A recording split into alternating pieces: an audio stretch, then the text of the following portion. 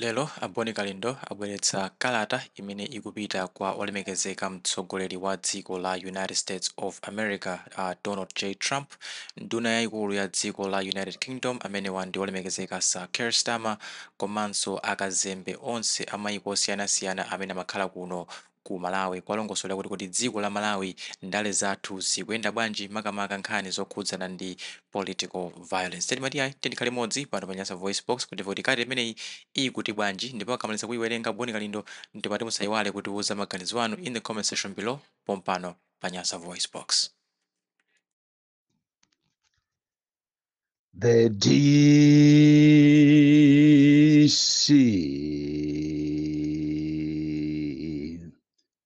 Dear Malawians, here with me a letter that has been written and forwarded to the President of the United States, Donald J. Trump, and other world leaders to court their attention and action regarding the issues surrounding Malawi.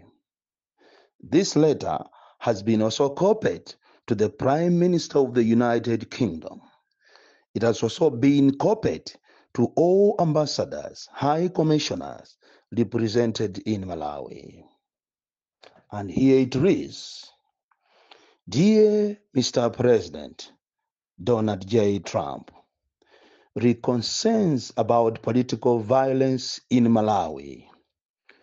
We are writing to express our deep concern about the escalating political violence in Malawi, particularly the attacks on the opposition parties by the Malawi Congress Party sponsored thugs under the leadership of President Lazarus Chakwera.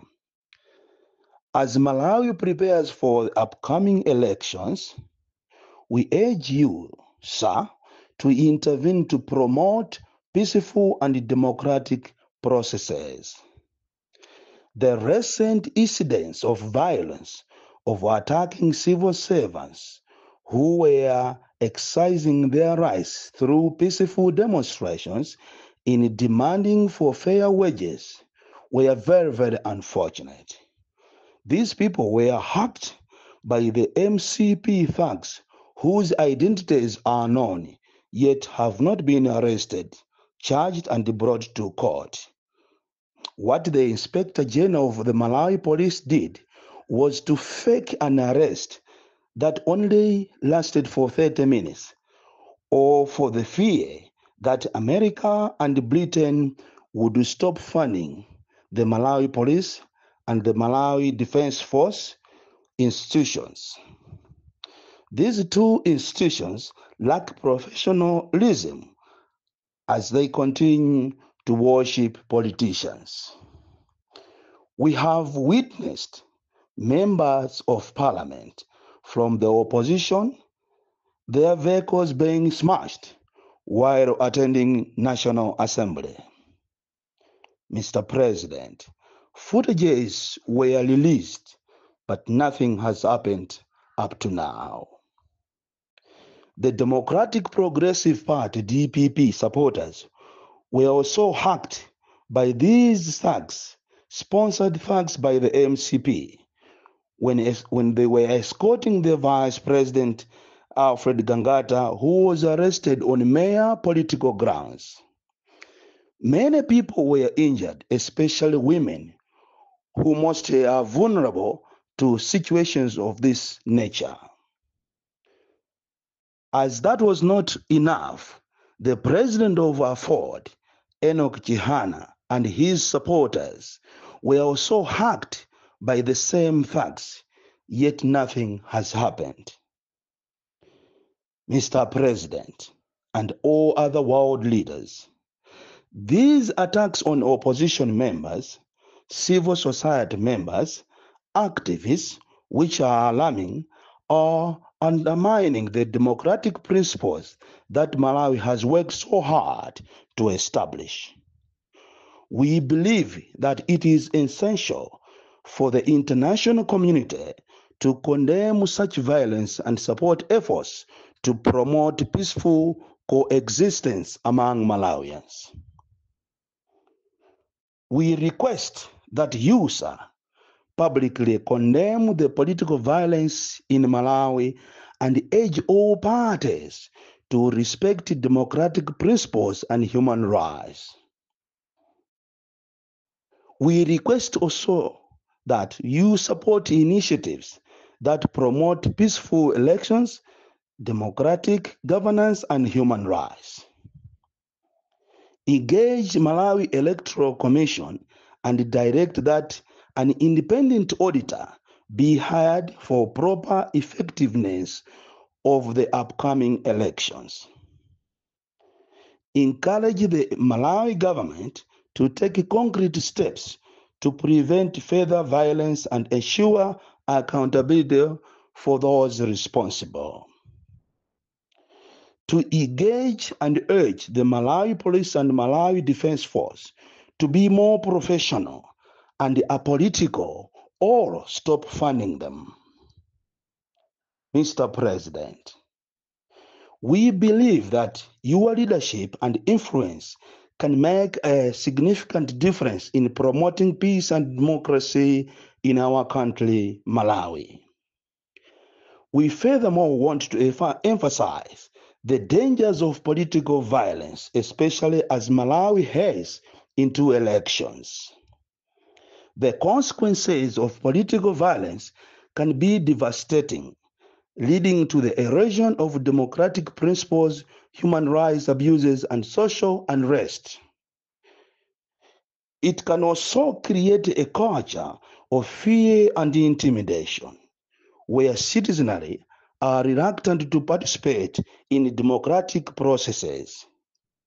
Moreover, political violence can have long-term effects on social fabric of the nation, leading to divisions and mistrust that can take years to heal. We thank you very much, Mr. President, for your attention to this matter. You are sincerely Bon Kalino on behalf of many Malawians who are voiceless. Iyi ndi kalata imene ine ndalemba komanso gulu la Malawi First kutumiza kwa President Donald Trump wa ku America komanso atsogoleri ena a maiko osiyanasiyana ngati ku Britain komanso ma ambassadors, ma commissioners amene akuyimirira maiko awo kuno ku Malawi. Izi zikuchitika mu nyengo imene tikukonzekera zisankho za 2025 zimene andale ambiri makamaka a chipani cha MCP akuzitenga kuti iwo ndi madolo ndipo akhoza kumapanga china chilichonse wilenire. Tikufuna tipereke warning kunena kuti ngati nkhani zimene zizi za violence siziyang'anidwa ndi diso labwino, kuno ku Malawi kukhala ziwawa, kuno ku Malawi kukhala a lot of violence chifukwa cha atsogoleri amene ndi olephera, akulephera kuvomereza kulephera kwawo. So kairo tili ndi ma MP amene amaoneka ngati ndi ma MP makamaka au aku opposition, amene amaoneka ngati ndi ma MP aku opposition koma usiku amakhalanso ma MP akuboma. Izi ndikunena posatira budget imene yapita posachedwa, imene yapasidwa yachitidwa passed in parliament, imene ndalama zonse zija ndi za munthu mmodzi ndi mkazache. Izi zachitika chifukwa cha usogoleri kapena asogoleri a nyumba ya malamulo amene tili nawo koma ndi oganiza moperewera kwambiri. Ndafuna ndiulule pano kunena kuti asogoleri ambiri amene ali ma members of opposition makamaka aku parliament amayima ndi miyendo iwiri.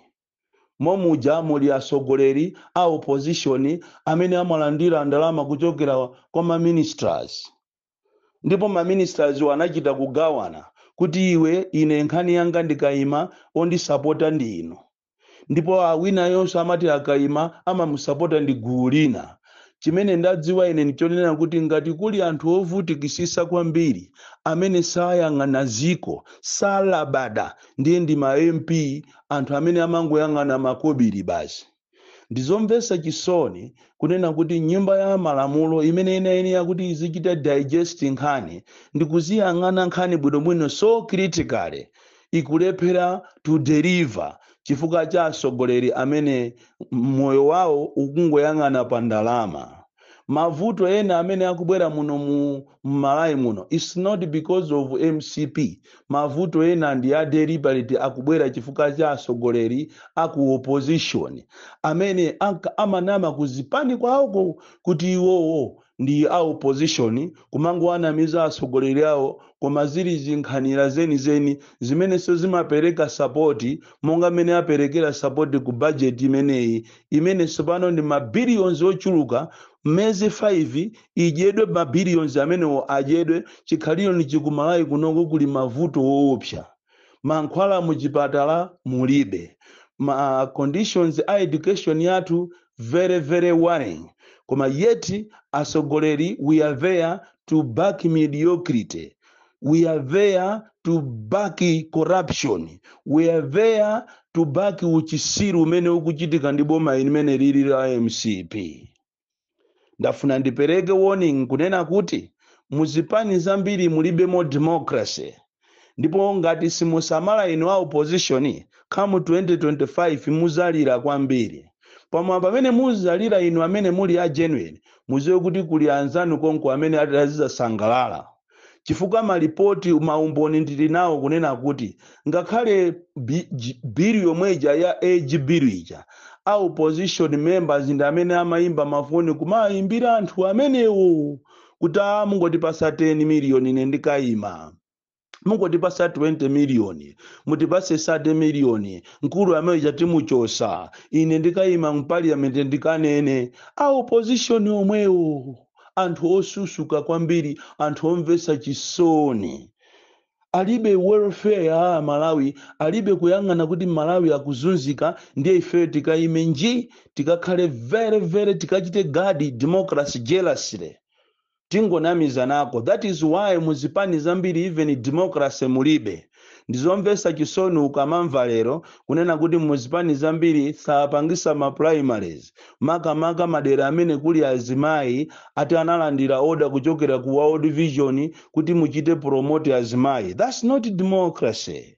Zimayi amayenera apangidwe support, yes, koma akawina ma primaries ndiye kuti mukuyenera muchite protect kuti akawine pakana zisankho general election, not kuma primaries. And izizi ndikufuna ndikuchite niwoni maka inu a UTM, a DPP, komanso a UDF kunena kuti ngati simubweresa umozi muzipani zanu, muziwe kuti 2025 ndi waja balalikani. Kukhala ma independent ambiri chifukwa chosafuna kuvomereza democracy.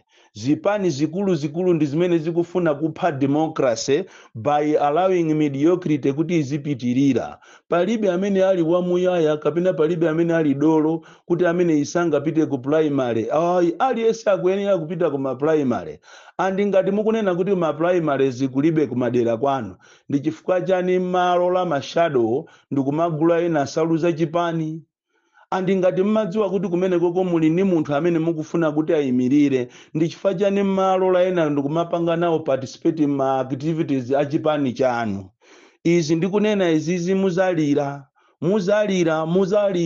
monga amene akulirira anzanu wa lero. Awa asavuka sopano ndikumakhala nawo pakana maprogramu ama celebrity kuti ziko liaziwe. Deire ku State House kumangokhalira kokhala anthu, kumangobwera anthu osiyana, azimayi, anyamata, kudya kumene komaphando kuchuluka ndikumalandira ma 20,000. Komanso inu a opposition mwalomo kuti mukanakhala pamodzi ndikuyang'ana zikuchitikazi, chifukwa aliyense amene akupita kumene kuchako akumamuuza kuti abwerese chovotera. Kodi chovotera chimene chakupita nacho kocheza konko, akupita nacho kuti akapange chani? Lero muzakalephera zisankho muzalira kumazati nyasa kuti atibera yeti ndizofuna zanu. Munayenera mukhale pamodzi. Andi izizi mukumakulirana mitima zikuta tikufuna round 1 tiende alese payekha komano round 2 ndiye tizakhalire limodzi. Wakuuza ni ndani kunena kuti kuzakhaso round 2? Nanga anzanu watakhala kuti apanga zimene akupangazo ndikuwiniratu round 1 muzapanga bwa? ife atsogoleri omvetsa chisoni, anthu aku Malawi omvetsa chisoni, simungakhale pansi ndikuona mmene akuvutikira Amalawi, ndikupanga the needful kuti anthu amene achoke mboma, chifukwa enough is enough. Ku Malawi kuno anthu akuzunzika kopsa, mwina mupangira kuti inu muli ndi makobiri anu amene mukumagawana ku parliament, ma 68 million amene mwalandira, ndikukachita pasi budget yomvetsa chisoni after mutalandira ndalama osabwera ku parliament. Ena ukumaona kuti koma awa anali ndani awa, ndipo inu ma members of parliament mukati muzikumbukira kumene mwachokera. Ena anu munkaenda pa njinga kumachita kunyamulidwaso njingayo musakuiziwa.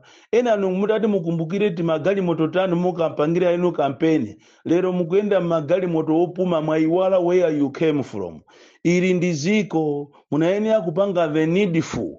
That is why tikamanena kuti ngati kuli organized crime ndiye ndi kunyumba ya malamulo, ngati kuli anthu okuba, ngati kuli institution imene ikuba ndalama ndiye ndi ku parliament kuja, chifukwa anthu amangochita pasi china chilichonse.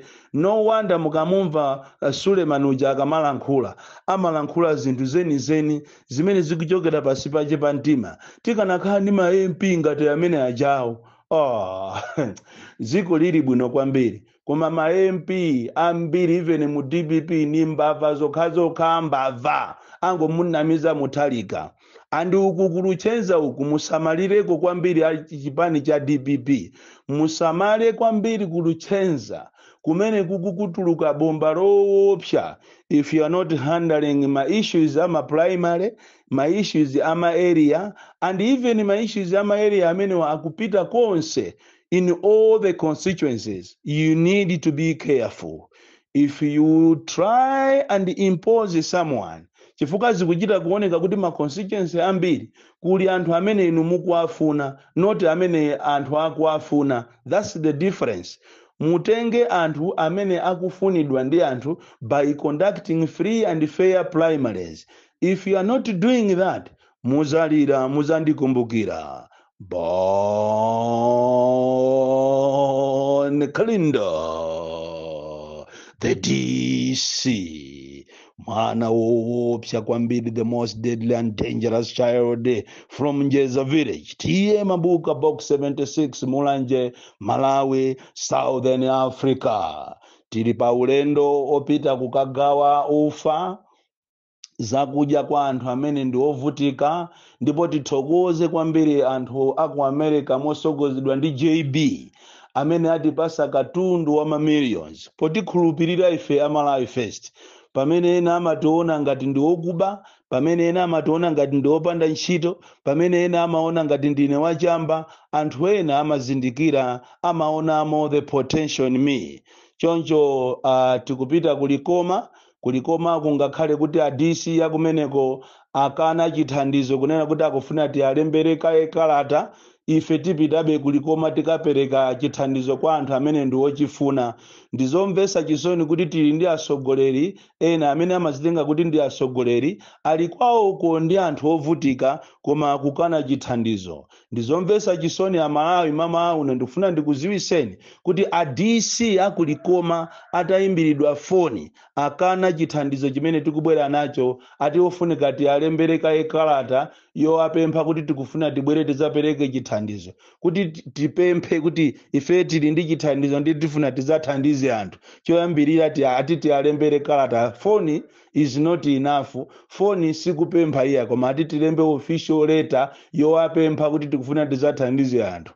Anthu akulikoma muziwe zimenezo, atsogoleri anu a DC anu ndi amenewo, the DC.